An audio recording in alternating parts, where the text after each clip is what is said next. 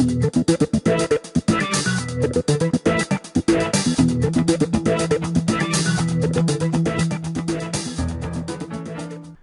to the second video in our Windows 7 for Starters series.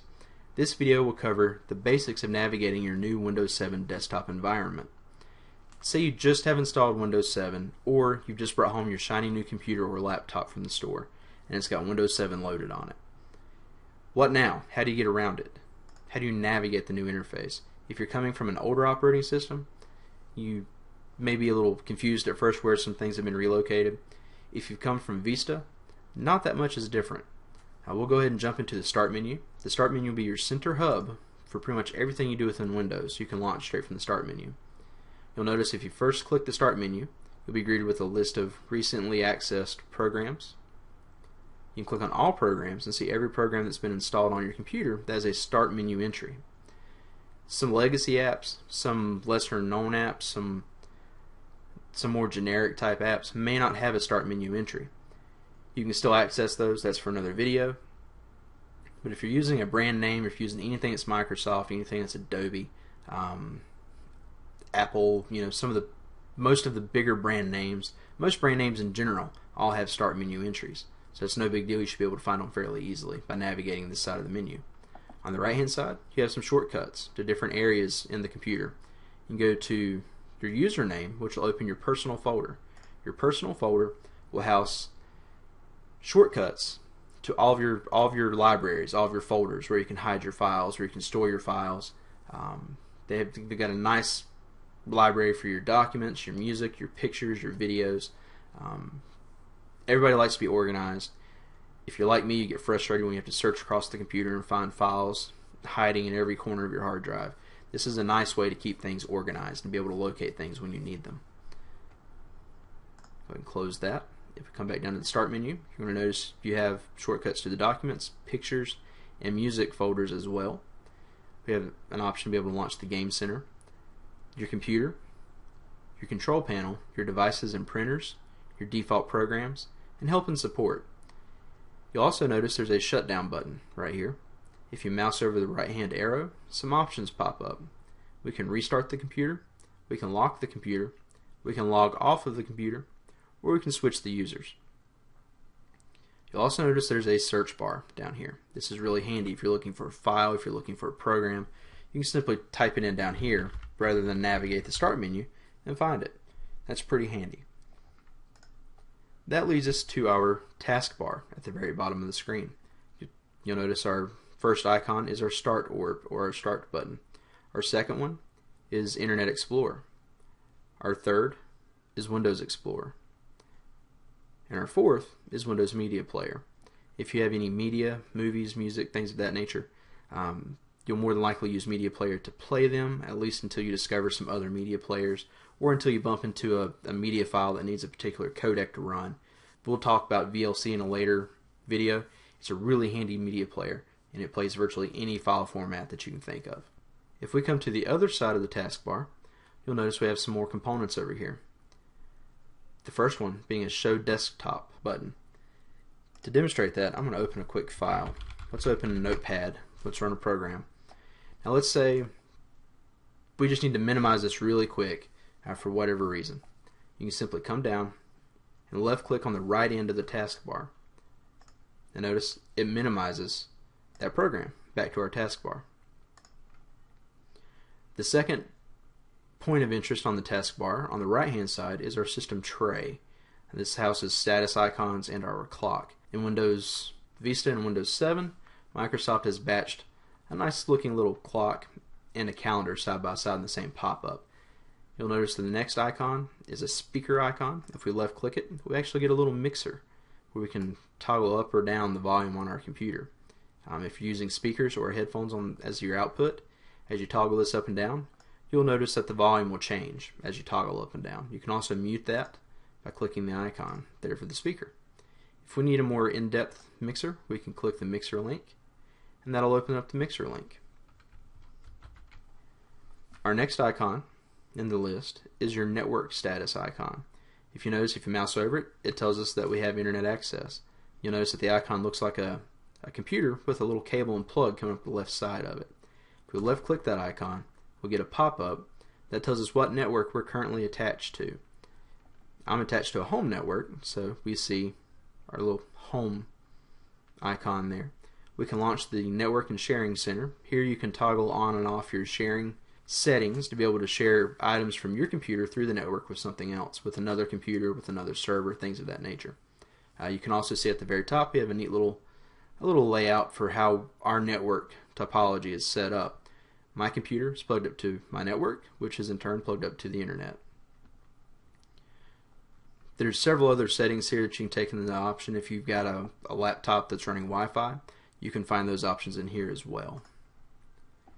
The next icon is a status icon. It's a little flag. It'll tell us when we have issues with our computer. If our antivirus software has crashed, if it's throwing an update and it's temporarily taking itself offline, you'll see a flag. Depending on your Windows Update settings, you may also see some flags letting you know, hey, you need to change those settings to be more secure, or that you can receive the latest updates. So left click that. It'll tell us what's wrong with our computer, what issues it's having. You notice we have two problems. The first is we need to find an antivirus program online. I recommend AVG. Windows Security Essentials is also a really good antivirus. It's free, doesn't cost a dime, free updates, and it updates pretty much whenever your Windows update runs. It runs in the background. It's pretty easy to use for new users, for people who aren't security experts by any means. It's really handy and really easy to use. The next option tells us we need to set up our Windows Update. Both of these are important statuses because security is very important. And that's why you hear so much about Windows Update. You get your security patches and Windows software fixes from Windows Update. When those aren't up to date, you're leaving open holes for the bad guys, for antiviruses, spyware, malware, things of that nature to get in there and to mess around on your computer. That'll do several things. That will cause you problems with your computer. You can have problems with it coming on and off, shutting off randomly. You can have problems with it bogging down and getting really slow. I recommend you run Windows updates on a regular basis. It's really easy just to set Windows Update and let it do its job in the background. That way you don't have to really worry with it. You can download and install the updates automatically. That's a recommended Windows option to take. If you go ahead and left click on this option, Windows Update will launch and go out and find a list of updates it needs to install and start downloading them. We'll cover that in another video. This video is just strictly to show how to navigate the system. So we'll close that. You may see, depending on what software and hardware you have installed on your computer, you may see more than just these three icons down in the system tray. You may also see a printer status, you may see your antivirus status icon. Other items can hide down there. You can quick launch icons from there, and you can quick launch programs from there. That's a really handy little place to keep your eye on. Now you kind of have an idea how to navigate the desktop of your computer. Let's say you need to access a file that you saved in your My Documents. You don't need to open it, you don't need to print it. You just need to maybe copy it to a USB drive, or you need to burn it to a CD. We have Windows Explorer for that. If you left click there, this is a file manager. You'll notice that it starts us off in our libraries section. So we have our documents, music, pictures, and videos folders. We can store each of those files respectively in those libraries, and we'll have easy access to them. Here's some files that they've given us by default with the install. Let's say we want to copy. We'll right click on the koala bear.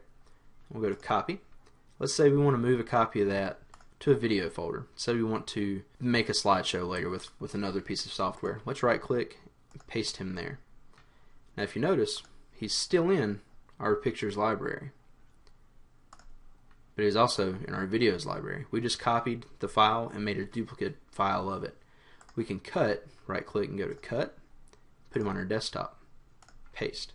Now he's gone. Cutting the item will simply relocate it to wherever you paste it to. If you copy it, you're just making a duplicate file.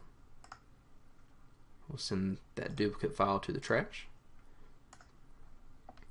If you click on your computer, you'll notice here we have listings for the storage devices that are built into our computer.